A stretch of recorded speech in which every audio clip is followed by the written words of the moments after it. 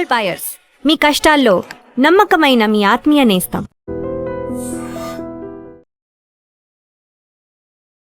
నమస్తే, నేను Kavitha. Welcome to I Dream News and నిజాలు. తెలంగాణలో స్పెషల్ ఇంటెన్సివ్ రివిజన్ అనేది ఈ రోజు నుంచి ప్రారంభమవుతుంది. జూలై 24 వరకు కొనసాగుతుంది. దీనికి సంబంధించి ప్రభుత్వం పెద్ద ఎత్తున ఏర్పాట్లు చేసింది. దాదాపుగా 89 లక్షల మంది ఓటర్లకి సంబంధించి క్లారిఫికేషన్ కావాల్సి ఉంది. అందులో ఇప్పటికి కూడా గందరగోళం నెలకొన్నటువంటి నేపథ్యం. తుది జాబితాని అక్టోబర్ 1న రిలీజ్ చేయబోతున్నారు.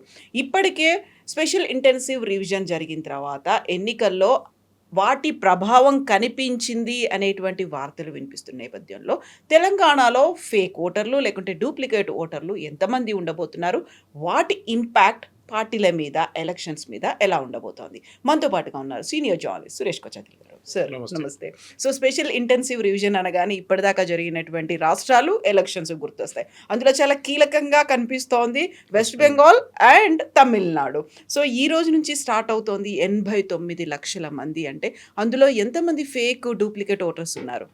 తెలంగాణలో మనకి ఇప్పుడున్న టోటల్ ఓటర్ బేస్ 3,38,00,000 మంది. అక్కడెక్కడ 4-5 వేలు అక్కడ మారవచ్చు. దాంట్లోనే మీరు చెప్తున్న ఈ 88-89 లక్షల మంది కరెక్ట్గా మ్యాప్ కావట్లేదు. దానికి కారణాలు ఉన్నాయి. ఈ 2002లో లాస్ట్ జరిగిన ఎస్ఐఆర్ ఇప్పుడు దాకా 10 సార్లు జరిగింది మన ఇండిపెండెన్స్ టైం నుంచి, అంటే 1950 రిపబ్లిక్ అయినాక. అప్పుడు ఏం ప్రాబ్లం లేకుంటే, కానీ ఎందుకంటే బాగా చేయలేదు. అప్పుడు ఓన్లీ కర్సరీగా చేశారు. కానీ ఈసారి మనం చూసాం వెస్ట్ బెంగాల్ కానీ, దాని ముందు బీహార్ కానీ చాలా స్ట్రిక్ట్గా చేశారు. తమిళనాడు మీరు చెప్పారు, కేరళ, గుజరాత్ 2 కోట్ల మందిని తీసేశారు. 2,30,00,000 మంది గుజరాత్లో. ఎవరు గొడవ చేయట్లేదు అక్కడ, కాంగ్రెస్ వాళ్ళు కూడా గొడవ చేయట్లేదు. ఉత్తరప్రదేశ్ 3,80,00,000 మందిని తీసేశారు, లిస్ట్ నుంచి తొలగించేశారు. కానీ సమాజ్వాదీ పార్టీ కానీ అక్కడ కూడా కాంగ్రెస్ వాళ్ళు ఏం చెప్పట్లేదు. ప్రాబ్లం ఓన్లీ వెస్ట్ బెంగాల్లో జరిగింది. మీకు తెలిసింది అది. మమతా బెనర్జీ పెద్ద గొడవ చేసింది. ముందు 67 లక్షలు, తర్వాత 26 లక్షల మందిని లిస్ట్ నుంచి తొలగించడం పెద్ద ఇష్యూ చేసి సుప్రీంకోర్టుకి వెళ్ళి, సుప్రీంకోర్టు అన్నారు మేము అపీలేట్ ట్రిబ్యునల్ పెడతాం, మేము జడ్జెస్ని పెడతాం. వాళ్ళంతా చెక్ చేసిన తర్వాత కూడా ఈ నంబర్ అట్లనే మిగిలిపోయింది. అక్కడిక్కడ 1000 మంది వాళ్ళకి ఓకే ఇచ్చారు అంతే. తెలంగాణలో జరిగింది ఏంటంటే ఈ మ్యాపింగ్ ప్రాసెస్లో 3,38,00,000 మందిలో 80 లక్షల మంది మ్యాప్ కావట్లేదు కరెక్ట్, 84 అనుకోండి. మ్యాపింగ్ అంటే ఏంటి? బేసిక్లీ 2002 డేటా తీసుకుంటారు, 2026 డేటా తీసుకుంటారు. ఓకే, 2026లో ఈయనకున్న పిల్లలు, ఈ హస్బెండ్ అండ్ వైఫ్ సంతానానికి వాళ్ళ పేరు మ్యాచ్ అవుతుందా లేదా. That is an automatic process without contacting anybody. ఎవరిని కాంటాక్ట్ చేయకుండానే వీళ్ళు మొదలు పెడతారు ఈ పని అన్నమాట. సో పరిస్థితుల్లో మ్యాచింగ్ జరుగుతున్నప్పుడు, ఈ మ్యాపింగ్ చేస్తున్నప్పుడు తెలిసింది ఏంటంటే దీంట్లో చాలా మటుకు తప్పులు వచ్చినాయి. ఎట్లాంటి తప్పులు? సి నర్సయ్య మనకు పేరు ఉంది 2002లో. ఓకే, నాన్నగారు, వాళ్ళకి 2 పిల్లలు ఉన్నారు. వాళ్ళు ఇప్పుడు వాళ్ళ మ్యాపింగ్ జరిగింది. వాళ్ళు 2024 ఎలక్షన్లో ఓటేశారు. సో వీళ్ళు మ్యాపింగ్ చేశారు. కానీ ఇక్కడ వచ్చినప్పుడు చెరుకూరి నర్సయ్య అని వచ్చేసింది పేరు. మ్యాప్ కావట్లేదు. It won't take, the computer won't take. Maybe initial అదే అయి ఉంటుంది, సర్నేమ్ అదే ఉండిండొచ్చు, కాకపోతే ఫుల్ ఫామ్లో ఉండాలి. కరెక్ట్. అట్లాంటి చాలా స్పెల్లింగ్ మిస్టేక్స్ ఉంటుంది. ఒక ఈ బదులు 2 ఈలు కొట్టుంటారు. ఏజ్ 65 బదులు 56 అని కొట్టుంటారు. చాలా తప్పులు జరిగినాయి ఇప్పుడు దాకా. కానీ ఇప్పుడు ఆ క్లీనప్ నడుస్తుంది. ఎస్ఐఆర్ ప్రాసెస్ దానికోసమే. ఫస్ట్ టైం ఒక మ్యాసివ్ క్లీనప్ జరిగిన తర్వాత నెక్స్ట్ టైం చాలా ఈజీ అయిపోతుంది. ఈ మ్యాసివ్ క్లీనప్ ఇప్పుడు దాకా జరగలేదు. ఎస్ఐఆర్ చేశారు కానీ చాలా మటుకు. అండ్ నడిమిట్లో మీరు చాలామంది అడుగుతారు, మా ఓటింగ్ వచ్చి చెక్ చేశారు కదా పోయిన ఎలక్షన్ ముందు. చేశారు, but that is only special revision అంతే. అక్కడ మీరు ఎక్కువ డీటెయిల్స్ అడగరా. మీరు ఉన్నారా, మీ ఇంట్లో ఎంతమంది, 3 వీళ్ళైనా పేర్లు అడుగుతారు, కరెక్ట్ టిక్ చేసి వెళ్ళిపోతారు. నెక్స్ట్ ఇంటికి వెళ్తారు, హౌస్ లాక్డ్, 2 సార్లు వస్తారు, హౌస్ లాక్డ్ అని చెప్పేసి వాళ్ళ పేర్లే తీసేస్తారు. ఎలక్షన్ రోజు పొద్దున వాళ్ళు తిరుగుతూనే ఉంటారు బూత్లో, నా పేరు కనిపించట్లేదు, నా పేరు మొన్న ఓటేసాను ఇప్పుడు ఎందుకు లేదని చెప్పి. ఈ ఎస్ఐఆర్ ప్రాసెస్లో ఈ మ్యాపింగ్ చేసినప్పుడు 88 లక్షల మంది వచ్చారు. వీళ్ళు ఓటర్లు కాదని కాదు, ఇట్లాంటి తప్పులు ఉంటుంది. ఇంకో కొన్ని కేసెస్లో నాన్నగారికి కొడుకుకి 15 సంవత్సరాల డిఫరెన్స్ ఉంది. నాన్నగారి ఏజ్కి సపోజ్ ఈజ్ 40, 45, 50, అబ్బాయికి ఏమో 25. అది ఎట్లయితుంది అంటే నాన్నగారు 15 సంవత్సరాలు పెళ్లి చేసుకున్నారా? That's a question obviously. ఒక కొడుకు పుట్టి నెక్స్ట్ కొడుకు పుట్టేదాకా, ఆ కూతురు పుట్టేదాకా 6 నెలల టైమే ఉంది, గ్యాపే ఉంది. అది కూడా తప్పు. So either the date of birth తప్పిచ్చారు, లేకుంటే అది entire thing is fake. Okay, ఇదే వెస్ట్ బెంగాల్లో జరిగింది, బీహార్ జరిగింది. అక్కడ ఈ మ్యాపింగ్తోనే ఫస్ట్ వాళ్ళు పట్టుకున్నారు చాలామందిని. అక్కడి నుంచి ప్రూఫ్ అడిగినప్పుడు ప్రూఫ్ లేదు వాళ్ళ దగ్గర. టిపికలీ ఇప్పుడు 2002లో ఓటేసినప్పుడు కొంతమంది పిల్లలు 18 years, అప్పుడు 21 ఉండే ఓటింగ్ ఏజ్, తర్వాత 18 చేశారు. ఈ 14 సంవత్సరాలు 15 సంవత్సరాలు ఉంటారు, అప్పుడు ఓట్ వేయలేదు వాళ్ళు. కానీ నెక్స్ట్ ఎలక్షన్లో ఓటేశారు. దాని తర్వాత 2024 వచ్చినప్పుడు కూడా ఓటేశారు వాళ్ళు. ఇప్పుడు వీళ్ళని మ్యాపింగ్ చేయాల్సి వస్తుంది. పేరెంట్స్ ఆల్రెడీ మ్యాపింగ్ చేశారు ఒకసారి. నా ప్రాజనీ మ్యాపింగ్ అంటారు. అంటే మీ నాన్నగారు, అమ్మగారు, కొడుకో కూతురు మీరే కాదని ప్రూవ్ చేయాల్సి వస్తుంది. How do you prove it? 14 documents ఉన్నాయి, యాక్చువల్లీ 14 ఎక్స్టెండెడ్ డాక్యుమెంట్స్ ఉన్నాయి. 10th క్లాస్ సర్టిఫికేట్ ఉండొచ్చు, పాస్పోర్ట్ ఉండొచ్చు, డ్రైవింగ్ లైసెన్స్ ఉండొచ్చు, ఫోటో ఐడి. ఏమేమి ఫోటో ఐడి ఉందో యూజ్ చేయొచ్చు. అప్పుడు మీరు అడగొచ్చు ఆధార్ తీసుకొచ్చా అని. కొంతమంది మన దగ్గర కొన్ని తెలుగు ఛానల్స్ చేసిన తప్పేంటే ఆధార్ వ్యాలిడ్ అన్నారు. కాదు, సుప్రీంకోర్టు దాకా వెళ్ళిన కేసు ఇది. ఆధార్ వ్యాలిడ్ కాదు. Aadhaar is only an identity document. Kavitha అని చెప్పి మీ ఫోటోతో ఉన్న ఆధార్ మిమ్మల్ని బ్యాచ్ చేస్తుంది అంతే. It doesn't say you are un Indian. Even ఒక ఎన్ఆర్ఐ ఓసీఐ కార్డు ఉంటే వాళ్ళు ఆధార్ తీసుకోవచ్చు, but that doesn't make them un Indian. ఇది ప్రాబ్లం అనమాట. Same thing with me. నేను ఇప్పుడు సురేష్కి వచ్చేట్లంటే నేను దాంతో ఇచ్చినప్పుడు నాకు ఒక అడిషనల్ డాక్యుమెంట్ ఇవ్వాల్సి వస్తుంది. అది నా 10th క్లాస్ సర్టిఫికేట్ ఉండొచ్చు, లేకుంటే నా డ్రైవింగ్ లైసెన్స్. సో దట్ నాకు ప్రూవ్ అవుతుంది that I'm so and so person with that address like this అని చెప్పేసి. ఇప్పుడు అదొక పక్కన పెట్టి మ్యాచింగ్ అంతా అయితే కూడా మనం డాక్యుమెంట్ ఇవ్వచ్చు. ఇప్పుడు ఏం చేస్తారంటే ఈ BLO అని ఉంటారు, బూత్ లెవెల్ ఆఫీసర్. చాలా క్రూషియల్ రోల్.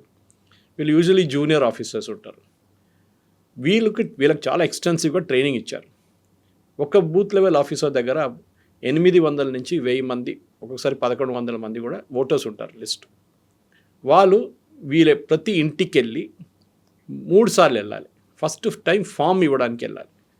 ఈ ప్రీ ప్రింటెడ్ ఫామ్ అంటారు దీన్ని. అంటే ఒక చిన్న ఫామ్ ఉంటుంది, దానిపైన ఓటర్ పేరు, ఏజ్, వాళ్ళ నాన్నగారు అమ్మగారి పేరు, దాని అడ్రస్ అండ్ ఎపిక్ నెంబర్, ఈ డీటెయిల్స్ పైన ఉంటుంది. మీరు అదే నెంబర్ కరెక్ట్ అయితే you should fill up the left side of the column. ఎందుకంటే 2002లో మీరు ఓట్ వేశారు, దానికోసం ఆ ప్రూఫ్ అక్కడ ఉంది. కాదు నేను ఫస్ట్ టైం అప్లై చేస్తున్నాను అంటే మీ కూతురు ఉండొచ్చు. ఇప్పుడు వాళ్ళు అప్లై చేస్తున్నారు, షీ ఈజ్ అప్లైయింగ్, దెన్ వాళ్ళు రైట్ సైడ్ ఫిల్అప్ చేసి ప్రాజనీ మ్యాపింగ్ చేయాలి వాళ్ళు. అంటే వాళ్ళు ప్రూఫ్ ఇవ్వాలి. ఇప్పుడు మీరు ప్రూఫ్ ఇవ్వక్కర్లేదు, because you already they on the list. Right సైడ్లో ఉన్న వాళ్ళు ప్రూఫ్ ఇవ్వాల్సి వస్తుంది. 10th క్లాస్ ఇచ్చినప్పుడు ఆటోమేటిక్ BLO సెకండ్ విజిట్కి వస్తారు మీటింగ్. వచ్చినప్పుడు వాళ్ళు చెక్ చేసి చెప్తారు, అమ్మ ఈ ప్రూఫ్ కాదు కదా, ఇంకోటి ఏమైనా ఉందా అంటే మీరు ఆ డాక్యుమెంట్ ఇవ్వచ్చు. ఓకే అని చెప్తే అది వెళ్ళిపోతారు. ఫిలప్ చేసి పెట్టండి, 3వసారి నేను వచ్చినప్పుడు తీసుకుంటాను ఫామ్ అని. ఫామ్ చాలా కేర్ఫుల్గా ఫిల్ చేయాలి. వాళ్ళు 2వసారి ఫామ్ ఇవ్వరు మీకు. ఇన్ఫ్యాక్ట్ 2 కాపీలు ఇస్తారు. ఒక దాంట్లో ఫిల్ చేస్తుందే మళ్ళీ నెక్స్ట్లో కూడా కరెక్ట్గా ఫిల్ చేయాలి మీరు. ఫస్ట్ కాపీ 3rd విజిట్కి వచ్చినప్పుడు వాళ్ళు తీసుకెళ్ళిపోతారు ఫస్ట్ కాపీ అంతా చెక్ చేసిన తర్వాత. సెకండ్ కాపీ మీకు సైన్ చేసి రెసీట్ లాగా మీకు ఇస్తారు. తీసుకెళ్ళి వాళ్ళు దీన్ని అప్లోడ్ చేస్తారు BLO. అప్లోడ్ చేసిన తర్వాత మాస్టర్ సర్వర్ నుంచి వాళ్ళు చెక్ చేస్తారు ఇదంతా కరెక్టే కాదా, డేటా కరెక్టే కాదా అని చెప్పి. ఏమైనా డౌట్ ఉంటే ఫస్ట్ రోల్ ఒకటి వస్తుంది, డ్రాఫ్ట్ రోల్ అంటారు దాన్ని. It will be published on July 28 or 29 publish అవుతుంది. 24 అయిపోతుంది, 29 దాకా పబ్లిష్ అవుతుంది. ఆ లిస్ట్లో మీ పేరు ఉండొచ్చు, కానీ మీకు ఒక నోటీస్ వస్తుంది.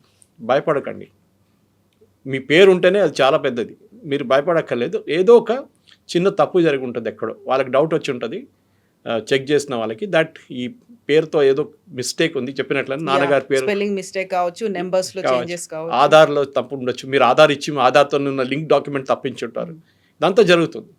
సో మీరు అక్కడ వెళ్ళి ER ఆఫీస్కి వెళ్ళి మీరు అది చేస్తే వాళ్ళు ఇమీడియట్గా రెక్టిఫై చేసి ఓకే అని చెప్పేస్తారు. No problem. Most of the cases 90% problem ఉండదు. కానీ మీరు ఫేక్ డాక్యుమెంట్ సబ్మిట్ చేస్తే పట్టుబడతారు డెఫినెట్గా. బికాజ్ వాళ్ళ దగ్గర సెంట్రల్ రిపాజిటరీస్ నుంచి ఉన్న డీటెయిల్స్ వాళ్ళ దగ్గర ఉంది. ఇది ప్రాసెస్. దాని తర్వాత డేటా అంతా క్లీనప్ చేసిన తర్వాత ఫైనల్ మీరు చెప్పినట్లు అక్టోబర్లో ఫైనల్ రోల్స్ పబ్లిష్ అయిపోతుంది. మనం ఇప్పుడు జూన్లోనే ఉన్నాం, జూలైని పెట్టుకుందాం, ఆగస్ట్, సెప్టెంబర్, అక్టోబర్ 3 నెలలు ఉన్నాయి. ఇప్పుడు ఈ ప్రాసెస్లో మీ పేరు రాలేదు, your name is not they, మీరు అన్నీ సబ్మిట్ చేశారు కానీ పేరు రాలేదు డ్రాఫ్ట్ రోల్. ఏం చేస్తారంటే వీళ్ళు ప్రతి బూత్లో మీరు ఎక్కడ ఓట్ చేశారో ఆ బూత్లో వాళ్ళు ఒక గోడ మీద అంటించేస్తారు ఇదంతా పేర్లన్నీ.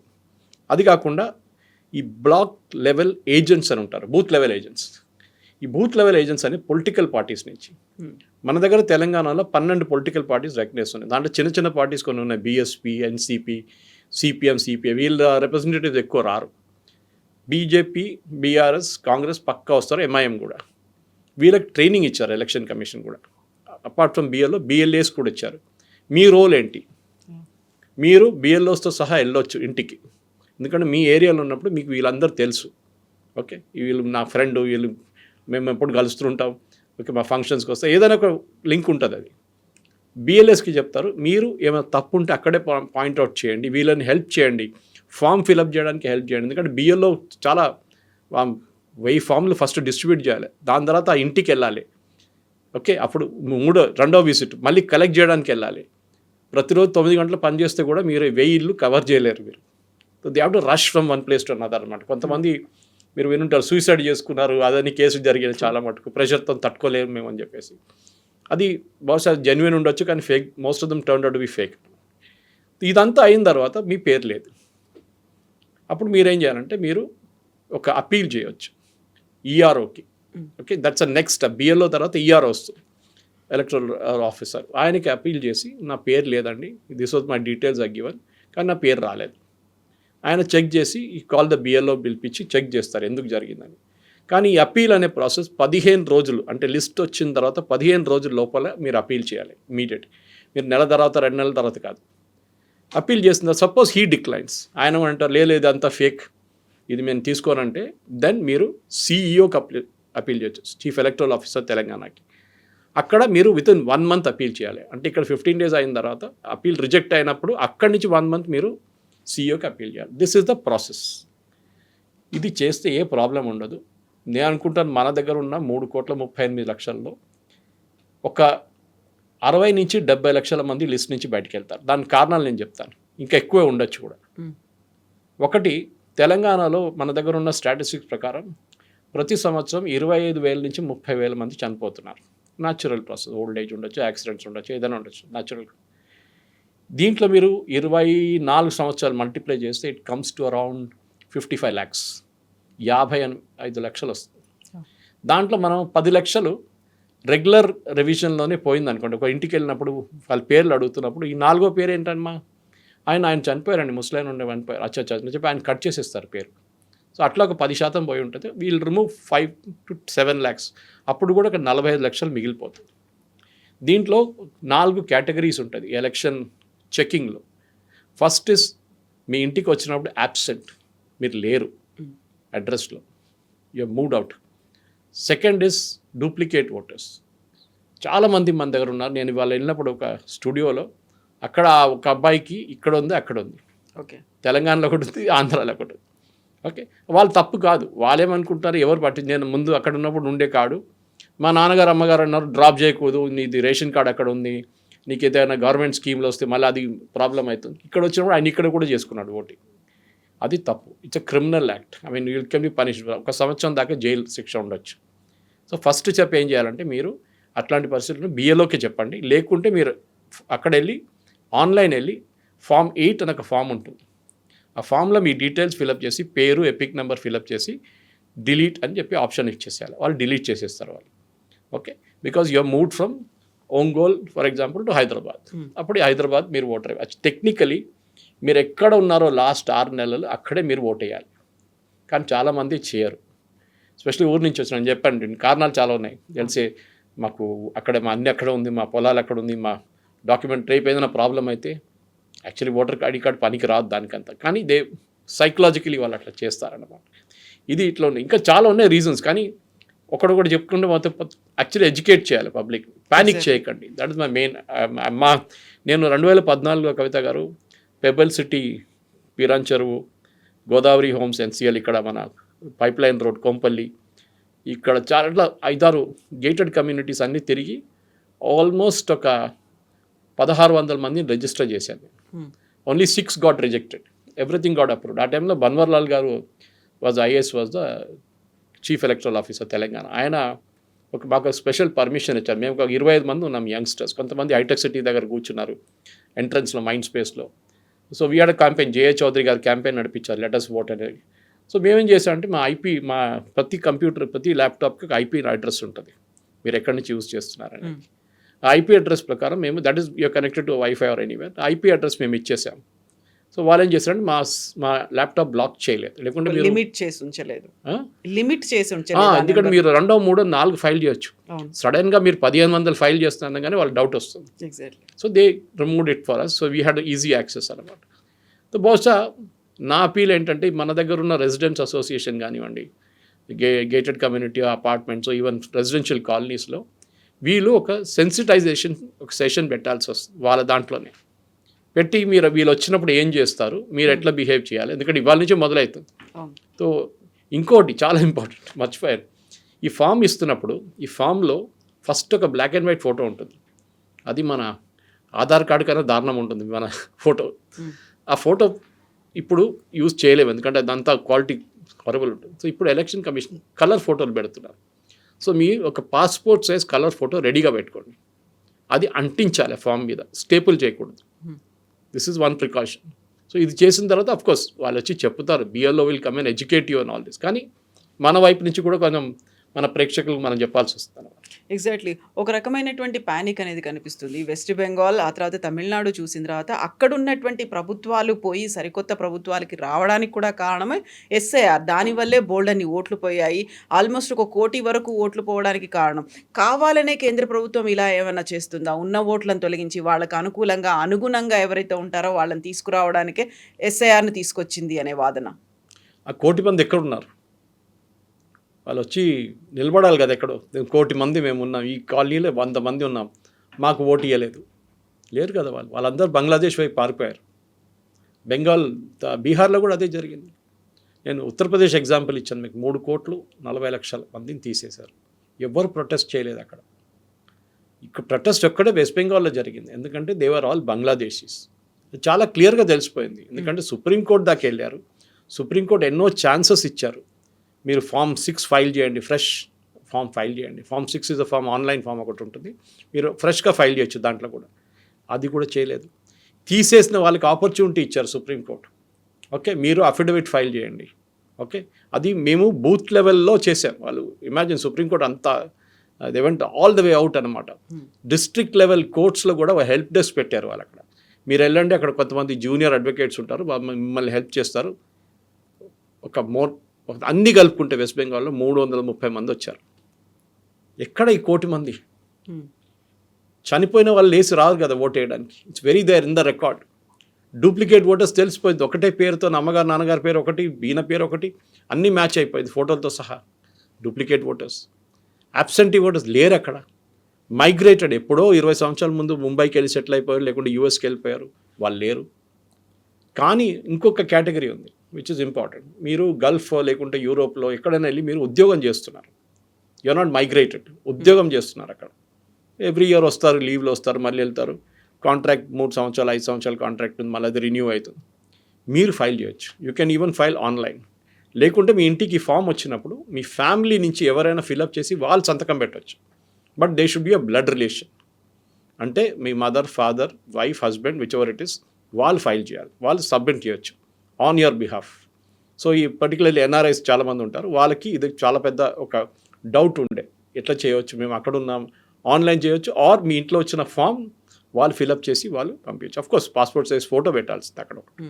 మిగతా ఇది ఒక అలిగేషన్ వితౌట్ ఎనీ ప్రూఫ్ కవిత గారు. ఎందుకంటే సుప్రీంకోర్టు ఇంత ఇచ్చిన తర్వాత కూడా ఎందుకు వాళ్ళ ఛాన్స్ ఉపయోగించలేదు అంటే మనకు చాలా క్లియర్గా తెలిసిపోతుంది.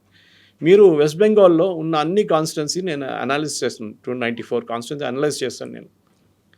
ఎంతమంది ఓటర్లు తీసేశారో, విన్నింగ్ మార్జిన్ ఎంత ఉండే, ఇది ఈవెన్ హిందుస్థాన్ టైమ్స్ చేశారు, చాలా బాగా చేశారు వాళ్ళు. అండ్ టు సర్టన్ ఎక్స్టెంట్ నేను డేటా అక్కడి నుంచి కూడా తీసుకున్నాను. దాంట్లో చూస్తే 32 కాన్స్టిట్యున్సీలోనే ఈ మార్జిన్ కన్నా, గెలిచిన మార్జిన్ కన్నా ఎక్కువ మందిని తీసేశారు లిస్ట్ నుంచి. దాంట్లో మోర్ దెన్ హాఫ్ గెలిచింది తృణమూల్ కాంగ్రెస్, మిగతా గెలిచింది బీజేపీ, 2 గెలిచింది కాంగ్రెస్. అప్పుడు ఎవరు తప్పు? మీరు బీజేపీకి 208 వచ్చింది, మీరు ఆ 30 కూడా తీసేసేయండి, మొత్తం బీజేపీ గెలిచారనుకో, వాళ్ళు బీజేపీ గెలిచారనుకోండి, అప్పుడు కూడా 170కి వచ్చి ఆగిపోతుంది కదా, తగ్గదు కదా దానికన్నా 178 దాకా. So it is the wrong allegation. అది వితౌట్ ఎనీ సైంటిఫిక్ ప్రూఫ్. దానికోసం సుప్రీంకోర్టు అన్నారు, వీళ్ళు మమతా బెనర్జీ ఎలక్షన్ తర్వాత నేను ఛాలెంజ్ చేస్తానని చెప్పి ఒక ఇది చేస్తుంది. Number of voters deleted is more, okay అని చెప్పారు. ఫైల్ అఫిడవిట్ అన్నారు. కల్కటా హైకోర్టుకి వెళ్ళారు ఫస్ట్, అక్కడ ఫైల్ చేయలేదు. సుప్రీంకోర్టుకి వెళ్ళారు, అక్కడ కూడా ఫైల్ చేయమన్నారు, ఫైల్ చేయలేదు. అలిగేషన్ చేసి వెళ్ళిపోవడం. అందరి మైండ్లో డౌట్ వస్తుంది, అరే 1 కోటి మందిని తీసేసిన బహుశా అదే ఉండొచ్చు, వీళ్ళు గెలిచారు. కాదు, ఇట్ ఇస్ నాట్ దాట్. అక్కడ జరిగింది ఇంకోటి. అక్కడ కన్సాలిడేటెడ్ హిందూ ఓటింగ్ జరిగింది. అదంతా మనం డిస్కస్ చేసాం దీనికన్నా ముందు. ఓకే, దానికోసం ఈవెన్ ముస్లిం మెజారిటీ ఉన్న కొన్ని 30% ముస్లిం మెజారిటీ ఉన్న కొన్ని కాన్స్టిట్యున్సీలో కూడా ముర్షిదాబాద్, మాల్డా, 24 సౌత్ పర్గనాస్లో కూడా బీజేపీ గెలిచారు. అక్కడ ఒక హిందువులు అందరూ కలిసి ఓటేశారు. 65% హిందువులు ఓటేశారు, 30% వాళ్ళ వైపు నుంచి ముస్లిమ్స్ ఓటేశారు. సో 65% బీజేపీకి వెళ్ళింది, వాళ్ళు గెలిచారు. Even though 35% may sound like a big number అన్నమాట. కాదు. సో ఎస్ఐఆర్ అనే ప్రాసెస్ ఒక చాలా మట్టుకు దీన్ని క్రిటిసైజ్ చేసి కాంగ్రెస్ వాళ్ళు, మిగతా వాళ్ళు, ఈవెన్ మమతా బెనర్జీ అందరికన్నా ఎక్కువ అక్కడ ఏం లేదు. అండ్ ఐఎమ్ సర్ప్రైజ్డ్ ఇక్కడ కూడా అదే అలిగేషన్ మళ్ళీ రేవంత్ రెడ్డి గారు, మీనాక్షి నటరాజన్ గారు చేస్తున్నారు. ఏంటి, తొలగించేస్తారు, మీ పేరు తీసేస్తారు. రేవంత్ రెడ్డి వార్నింగ్ ఇచ్చారు వాళ్ళ ఎమ్మెల్యేస్, ఎంపీ, మిమ్మల్ని చూసుకుంటాను, మీరు చూసుకోవాలని. మీరెందుకు? వాళ్ళు ఇన్ఫ్లుయెన్స్ చేయలేరు. They can not influence election commission of India. మీ దగ్గర డాక్యుమెంట్ లేకుంటే ఇట్ విల్ బీ రిజెక్టెడ్. మీ దగ్గర ప్రాజనీ మ్యాపింగ్ కరెక్ట్ కాకపోతే ఇట్ విల్ బీ రిజెక్టెడ్. మీరు ఏం చేయలేరు. మీరు కోర్టు కూడా వెళ్ళొచ్చు. మీరు సుప్రీంకోర్టుకి ఎన్నోసార్లు వెళ్ళారు మీరు ఆల్రెడీ. ఇక్కడ కూడా మీరు చేయొచ్చు. అది మీరు ప్రాసెస్ ఫాలో చేయండి. మీకు ఒక ప్రాసెస్ ఇచ్చారు, ఇన్ని డాక్యుమెంట్లు. ఇన్ఫ్యాక్ట్ ఐ సజెస్ట్ దట్ మన డిస్క్రిప్షన్లో ఒక లింక్ పెట్టచ్చు ఎలక్షన్ కమిషన్ది. ఆ డాక్యుమెంట్స్ ఏమేమి డాక్యుమెంట్స్ పెట్టాలని చెప్పేసి అది రెడీగా ఉంచుకోండి. వాళ్ళు వచ్చినప్పుడు పరిగెత్తడం కాదు. ఇన్ఫ్యాక్ట్ వాళ్ళు వచ్చి ఫామ్ ఇచ్చేసి వెళ్ళిపోతారు, మీకు చాలా టైం ఉంటుంది. ఓకే, అక్కడ మీరు అడగొచ్చు కూడా డౌట్ ఉంటే. ఇంకోటి, ఆ ప్రీ ప్రింటెడ్ ఫామ్ వస్తుంది మీ ఇంటికి వచ్చిన. ఐ థింక్ ఐ ఎక్స్ప్లెయిన్ చెప్పాను నాకు గుర్తులేదు. ఆ ప్రీ ప్రింటెడ్ ఫామ్ కింద వాళ్ళ మొబైల్ నెంబర్ ఉంటుంది బిఎల్లో. ఇన్ఫ్యాక్ట్ నాకు మా ఏరియాలో ఉన్న బిఎల్లో అల్వాల్లో she call me 1 month ago. 1 నెల ముందు నాకు ఫోన్ చేసి, సురేష్ గారు ఇట్లా మీ ఉన్న ఎపిక్ నెంబర్, ఇప్పుడున్న ఎపిక్ ఫామ్, అది ఫోటోది కార్డ్, నాకు ఒక ఫోటో పంపిస్తారా అన్నారు. నేను పంపించాను. ఇవాళ నాకు డౌట్ వచ్చింది, ఆమెకి నా మొబైల్ నెంబర్ ఎక్కడి నుంచి దొరికింది? మొబైల్ నెంబర్ పబ్లిక్ డొమైన్లో లేదు కదా అని చెప్పి నేను ఫోన్ చేశాను ఆమెకి. ఫోన్ చేస్తే ఏమన్నది, మాకు డేటా, ఎలక్షన్ కమిషన్ ఇచ్చిన డేటాలో ప్రతి ఓటర్తో సహా వాళ్ళ మొబైల్ నెంబర్ ఉంది, ఎక్కడెక్కడ ఉందో అక్కడ. దానికోసం మిమ్మల్ని ఫోన్ చేసి అడిగాను నేను అని చెప్పి. నౌ ఐమ్ అష్యూర్డ్, ఓకే, ఇది ప్రైవసీ ఇష్యూ లేదు కదా అని చెప్పేసి. ఎందుకంటే మనం దీంట్లో కూడా మొబైల్ నెంబర్ ఇస్తున్నాం, ఆధార్ కార్డ్ నెంబర్ ఇస్తున్నాం. ఈ డాక్యుమెంట్స్ అన్నీ రెడీ పెట్టుకోండి. వాళ్ళు వచ్చినప్పుడు, సెకండ్ విజిట్కి వచ్చినప్పుడు మీరు ఫామ్ చూపించి ఒకసారి, అమ్మ ఇది కరెక్టే ఫిలప్ చేశానో చూడండి, వాళ్ళు ఏమైనా మార్పులు ఉంటే చెప్తారు. నా వైపు నుంచి ఒక సజెషన్ ఉంది, మీరు పెన్సిల్తో ఫిలప్ చేయండి first. Don't fill up with a pen, ఎందుకంటే తప్పులు కాకూడదు. మీరు ఒకసారి మన ఎగ్జామ్లో రాస్తున్నట్లు కొట్టి మళ్ళీ రాయడం కాదు. ఈ పెన్సిల్తో ఫిలప్, ఎందుకంటే 5-10 ఫీల్డ్స్ ఉంది అంతే, మీకు 1 minute అయిపోతుంది అది. కానీ మీరు నాన్నగారి పేరు, మీ పేరు రాసేటప్పుడు చాలా కేర్ఫుల్ ఉండాలి. మీ అడ్రస్ రాసేటప్పుడు చాలా కేర్ఫుల్ ఉండాలి. మీ పిన్ కోడ్ రాసేటప్పుడు కేర్ఫుల్గా ఉండాలి. మీ ఆధార్ కార్డ్ నెంబర్ ఎంటర్ చేసినప్పుడు, మీ మొబైల్ నెంబర్ ఎంటర్ చేసినప్పుడు కేర్ఫుల్ ఉండాలి. మీరు ముందు పెన్సిల్లో రాసి ఒకసారి వాళ్ళు ఓకే అని చెప్తే, వాళ్ళు వెళ్ళిపోయిన తర్వాత మీరు మళ్ళీ మొత్తం ఫిలప్ చేసి 3వ విజిట్లో వాళ్ళు ఈ ఫామ్ కలెక్ట్ చేసుకుంటారు. ఇప్పుడు మన దగ్గర కూడా రోహింగ్యా కాలనీలు ఉన్నాయి, లేకుంటే బంగ్లాదేశ్ నుంచి వచ్చిన వాళ్ళు ఉన్నారు అని అనుకున్నప్పుడు వీళ్ళందరినీ మనం ఇన్ఫిల్ట్రేటర్స్ అనలేము. కాకపోతే ఇల్లీగల్గా వచ్చినటువంటి మైగ్రెంట్ వర్కర్స్, లేకుంటే అక్కడ ప్రజలు అక్కడ ఉండొచ్చు. వాళ్ళందరికీ సంబంధించి వాళ్ళు పంపించేసేయాలా? పార్టీల పరంగా, ప్రభుత్వం పరంగా ఎట్లా చూస్తోంది ఇవి ఎస్ఐఆర్ వస్తుంది అంటే? మనం దీన్ని సపరేట్ చేయాలి కవిత గారు. Rohingyas separate, Bangladesh separate. Rohingyas Myanmar నుంచి వచ్చారు. వాళ్ళు ఇండియాకి వచ్చినప్పుడు వాళ్ళు ఫస్ట్ ఏం చేస్తారంటే, United nations high commission for refugees అని చెప్పి ఒక బాడీ ఉంది, UNHCR. ప్రతి సిటీలో ఉంటుంది వాళ్ళకి యూనిట్. ఢిల్లీలో మెయిన్ ఆఫీస్ ఉంటుంది. వాళ్ళు ఏం చేస్తారంటే, ఈ రెఫ్యూజీస్ వచ్చి మేము ఇట్లా అక్కడి నుంచి పారిపోయాము, అక్కడ పెద్ద గొడవ నడుస్తుంది, చంపేస్తున్నారు, మా ఇల్లు తగలబెట్టేశారు, మేము వచ్చేసామంటారు. సో వాళ్ళ పేరు డీటెయిల్స్ తీసుకొని వాళ్ళకి కార్డు ఇస్తారు, UNHCR కార్డు. దాంతోపాటు ప్రతి నెల వాళ్ళకు డబ్బులు ఇస్తారు బతకడానికి. వాళ్ళ పిల్లలు ఉన్నారు, 2-3, husband wife. So the certain amount, నాకు అమౌంట్ ఎగ్జాక్ట్ గుర్తులేక అమౌంట్ ఇస్తారు వాళ్ళు. వాళ్ళకి ఒక లీగల్ రైట్ ఉంది ఉండడానికి. ఎక్కువ రోజులు కాదు, you cannot stay here for. Supreme court చెప్పారు చూడండి, ఇదే కేసులో చెప్పారు, రోహింగ్యా కేసులో. ధర్మశాల కాదు మంది. వేరస్ బంగ్లాదేశ్ ఈజ్ ఇల్లీగల్ ఇన్ఫిల్ట్రేట్స్. మన దేశంలో మీరు వీసా లేకుంటే వస్తే, వీసా అండ్ పాస్పోర్ట్ లేకుండా మన దేశంలో దూరితే you can be put in the jail, మిమ్మల్ని జైలు వేయవచ్చు. దానికోసం అస్సాంలో కానీ తమిళనాడులో కూడా, తమిళనాడులో మన శ్రీలంకన్ క్రైసిస్ జరిగినప్పుడు అక్కడ కూడా డిటెన్షన్ సెంటర్స్ పెట్టారు. ఇప్పుడు కూడా ఉంది అది. సేమ్ అస్సాంలో ఉంది, సేమ్ వెస్ట్ బెంగాల్లో ఉంది. ప్రతి స్టేట్లో డిటెన్షన్ సెంటర్, జైలు కాదు డిటెన్షన్ సెంటర్స్, వీళ్ళని తీసుకొచ్చి అక్కడ వేస్తారు. తర్వాత వీళ్ళని పంపించేస్తారు. బికాజ్ దే ఐడెంటిఫైడ్ డాక్యుమెంటేషన్ మొత్తం తీసుకున్న తర్వాత వాళ్ళు అంటారు మేము బంగ్లాదేశ్లో ఈ ఊరు కుల్నా నుంచి వచ్చినాం, ఈ ఊరు నుంచి వచ్చినాం అంటే అక్కడ పంపించేస్తారు వాళ్ళు. ప్రాబ్లం ఏంటంటే వీళ్ళు ప్రూవ్ చేయలేరు. అది మనం చాలా మటుకు ఎస్ఐఆర్లో చూసాం వెస్ట్ బెంగాల్లో. సింపుల్ క్వశ్చన్, మీరు 2002లో ఓటేశారా? ఓకే, నేను వేయలేదు. ఎందుకు? నేను అప్పుడు 15 సంవత్సరాలు. Very good. మీ నాన్నగారు వేశారా? నా నాన్నగారు తెలియదు. మీ నాన్నగారి పేరు ఏదో ఒక పేరు చెప్తాడు, గులాం అలీ అని చెప్తాడు. ఓకే, గులాం అలీ ఎక్కడ ఓటేశాడు? నాకు తెలియదు. ఆయన ఎక్కడి నుంచి వస్తాడో నాకు తెలియదు. ఏం అడిగితే తెలియదు అంటాడు. వీళ్ళేం చేస్తారు, సరే లాస్ట్ సమ్ ఐడియా, ఓకే ఆయన దమ్దమ్లో ఓటేసిండు అంటారు. దమ్దమ్లో వెళ్ళి చెక్ చేస్తారు, ఇట్లాంటి పేర్లో 5-6 మంది ఉన్నారు. సరే ఈ గులాం అలీ నాన్నగారి పేరు, మీ గ్రాండ్ ఫాదర్ పేరు గుర్తుందా అంటే గుర్తుంది. పేరు చెప్పు. ఏదో ముబారక్ అలీ అని చెప్తారు. Mubarak Ali, very good. అది చెక్ చేస్తే అది కూడా మ్యాచ్ కాదు. వాళ్ళు లేరు ఇక్కడ. 2002 they were not in India. Or ఈడు వచ్చినోడు ఇంకొక నాన్నగారి పేరు చెప్తారు. అది జరిగింది వెస్ట్ బెంగాల్లో. ఒక మనిషి, ఒక ఆయన పేరు మీద 18 మంది సపరేట్ ఓటర్ ఐడి తీసుకున్నారు. Different families. నాన్నగారు అంతా ఒకటే. 1% is what you call father for about 18 different families. అది ఎట్లా జరుగుతుందండి? అక్కడే ఫేక్ పట్టుకుంటారు వీళ్ళు. అది దానికోసం బెంగాల్ నుంచి వచ్చిన, వెస్ట్ బెంగాల్ నుంచి వచ్చిన వాళ్ళు చాలామంది పారిపోయారు. కొంతమంది మిగతా స్టేట్స్కి వెళ్ళిపోయారు. వాళ్ళకి తెలిసిపోయింది వాళ్ళు పట్టుకుంటారని. దానికోసం బార్డర్ వైపు పారిపోయారు వాళ్ళు. Because you can be put in the detention centre. దానికోసం సువేందు అధికారి చాలా క్లియర్గా చెప్పారు, మన దగ్గర చట్టం ఉంది, just catch them, give them to BSF, అప్పగించేసేయండి వాళ్ళకి, వాళ్ళు చూసుకుంటారు, వాళ్ళకి ఒక ప్రాసెస్ ఉంది. సో మన దగ్గర కూడా రోహింగ్యాలు కానీ, రోహింగ్యాకి అసలు రైట్స్ లేదు, వాళ్ళని పక్కన, but they can stay here, వాళ్ళకి అదొక ఇది ఉంది. కానీ వీళ్ళకు బంగ్లాదేశ్లకు అట్లా కాదు, దే ఆర్ ఇల్లీగల్. వాళ్ళని చూడగానే పట్టుకోవాలి వాళ్ళని. అది మన దగ్గర చేయట్లేదు చాలా మటుకు. ఎంత స్ట్రిక్ట్ ఉంటారో అస్సాంలో, వెస్ట్ బెంగాల్లో, to certain extent Jharkhand and Bihar, అంత మన దగ్గర లేరు. మన దగ్గర కూడా స్ట్రిక్ట్, ఎస్పెషలీ ఈ కన్స్ట్రక్షన్ సెక్టర్లో చాలామంది ఉంటారు ఇట్లా. ఇప్పుడు కేరళలో మొన్న ఒకటి దొరికారు, 2 బంగ్లాదేశ్లు, నిన్న ఎస్టర్డే ఈవినింగ్ పట్టుకున్నారు. వాళ్ళ దగ్గర ఆధార్ ఉంది, రేషన్ కార్డు ఉంది, ఓటర్ ఐడి కార్డు ఉంది. ఎట్లా వచ్చిందండి వాళ్ళకి ఇదంతా? ఆబ్వియస్లీ ముందు కమ్యూనిస్ట్ వాళ్ళ హయాం నుంచే ఒక పెద్ద ఇండస్ట్రీ ఉండే ఇక్కడ. వాళ్ళు బార్డర్ నుంచి ఇక్కడ రాగానే ఇమీడియట్గా వాళ్ళకి ఫస్ట్ రేషన్ కార్డు తయారు చేస్తారు, బర్త్ సర్టిఫికేట్ తయారు చేస్తారు, స్కూల్ లివింగ్ మాధ్యమిక సర్టిఫికేట్, వెస్ట్ బెంగాల్లో మాధ్యమిక అంటారు, మాధ్యమిక సర్టిఫికేట్ తయారు చేస్తారు. దాని తర్వాత మీరు ఇప్పుడు ఆధార్ కార్డు మొదలైంది, ఇప్పటి నుంచి ఆధార్ కార్డు వచ్చి లాస్ట్ 10-15 years ఉంది, ఆధార్ కార్డు ఇచ్చేస్తారు, ఇండియన్ సిటిజన్స్ అయిపోతారు. తర్వాత కావాలంటే పాస్పోర్ట్ కూడా తీసుకుంటారు. ఎందుకంటే పోలీసు వాళ్ళు కూడా వీలవాలి కదా, వాళ్ళు ఇన్స్పెక్షన్లో క్లీన్ రిపోర్ట్ ఇచ్చేస్తారు. అది this difference. So I'm try to explain, బంగ్లాదేశ్లో ఎప్పుడు రోహింగ్యాలు, బంగ్లాదేశ్ని ఇమ్మీడియట్గా ఎక్స్పెల్ చేయాల్సింది. అండ్ ఈ ప్రాసెస్లో వాళ్ళు ఇప్పుడు ఎస్ఐఆర్ ఇక్కడ మొదలైతే ఇక్కడి నుంచి వెళ్ళిపోతారు చాలామంది. చూడండి, చాలామంది ఇక్కడి నుంచి వెళ్ళిపోతారు, ఎందుకంటే వాళ్ళని పట్టుకుంటారని భయం ఉంటుంది. నెక్స్ట్ ఎస్ఐఆర్ జరిగిన స్టేట్కి వెళ్తారు. ఇప్పుడు state like for example Tamil Nadu, ఇక్కడ ఎస్ఐఆర్ అయిపోయింది, సో అక్కడ వెళ్ళి ఉంటే ఎవరు పట్టుకోరు మిమ్మల్ని. ఇది this is the main reason. So నేను last as a sign off line ఇది చెప్తున్నాను మన ప్రేక్షకులకి, మీరు దీన్ని ఇప్పుడు జరుగుతున్న పొలిటికల్ కాంట్రవర్సీని పక్కన పెట్టండి. మీరు అది అసలు పక్కన చూడకండి.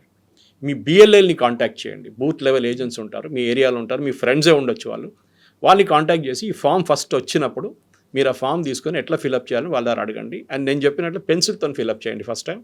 ఒకసారి సెకండ్ విజిట్కి బిఎల్లో వచ్చినప్పుడు మీరు అడగవచ్చు, లేకుంటే ఫోన్ చేసి కూడా కనుక్కోవచ్చు, అమ్మ నాకు డౌట్ వస్తుంది, ఇది ఏం ఫిలప్ చేయాలని అడిగితే వాళ్ళు చెప్పిస్తారు. వాళ్ళకి ప్రతి బిఎల్లో దగ్గర నేను చెప్పినట్లు 800 నుంచి 1000 మంది ఓటర్లు ఉంటారు.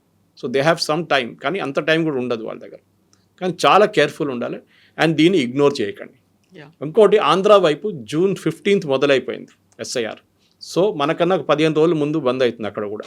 అవర్స్ ఇస్ July 24th అంటే వాళ్ళకి బహుశా July 14th అయిపోతుంది. సో ఆంధ్ర వైపు నుంచి చాలామంది ఇక్కడ ఉన్నారు. వాళ్ళు ఏమంటారు, మా అమ్మ నాన్నగారు ఉన్న వాళ్ళు చూసుకుంటారు. సారీ, ఫోన్ చేసి కనుక్కోండి, మీ బిఎల్ఓ నెంబర్ తీసుకోండి, మీ బిఎల్ఏస్ ఎవరు ఉంటే వాళ్ళకి ఫోన్ చేయండి. నేను రావాలని ఒక రోజుకి నన్ను వస్తే నేను వచ్చి చేయించుకుంటాను అని అంటే వెళ్ళి చేయించుకోండి. ఇగ్నోర్ చేయకండి, ఎందుకంటే this is link to your citizenship.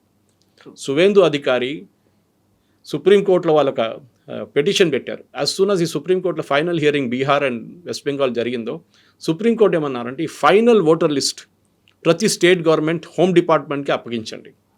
వాళ్ళు ఏం చేశారు, that is the final citizenship list అని తీసుకొని రేషన్ కార్డుతో లింక్ చేసిన వాళ్ళు అందరిని తీసేశారు. ఆ లిస్టులో లేని వాళ్ళని, గవర్నమెంట్ బెనిఫిట్ తీసుకుంటున్న వాళ్ళు అందరిని తీసేశారు. ఈ డేంజర్ మన దగ్గర కూడా రాబోతుంది. సో మనం ఏదో ఎలక్షన్ కార్డు కదా నాకు అక్కర్లేదు నేను ఓట్ వేయను అని చెప్పి వెళ్తే ఎలక్షన్ కార్డు ఒకటే కాదు, నౌ ఇట్ ఇస్ చాలా పోయింది. కొంచెం సీరియస్గా తీసుకోండి. అండ్ మీరు మీ వైపు నుంచి ఏదైనా డౌట్ ఉంటే మీ బిఎల్ఓ కానీ బిఎల్ఏని కాంటాక్ట్ చేయండి. Yes sir, thank you. Thank you very much.